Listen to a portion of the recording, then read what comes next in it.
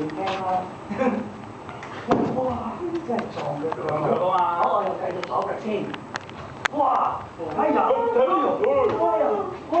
嘴啊嘛，左右啊！嘴！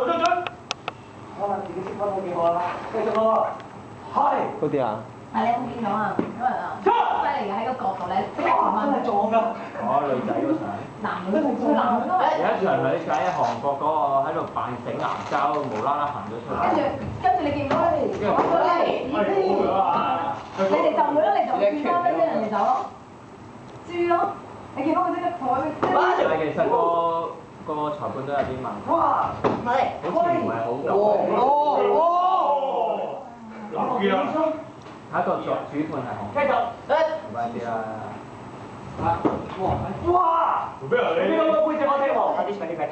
好維護自己嘅利益㗎，我壓到你兩邊，佢要得啦。喂！即係佢用啲方法。喂！收咗。得未啊？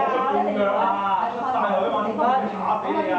如果呢個定住從眼開始㗎嘛，開佢死所以一定要拱翻佢過去㗎，因為你就係主寫呢個位。跟住你壓佢過去咧，佢咧仲會咧，即係咩價錢其實佢仲要搭前兩邊㗎嘛。老老實實淨係同我1-0破過得㗎啦。係咯，我淨係出咗你點㗎？唔係咯，你哋就呢個。我就出仲多腳啫。跟住俾人壓住。淨係睇你破過啦。打2分鐘，打幾多啊？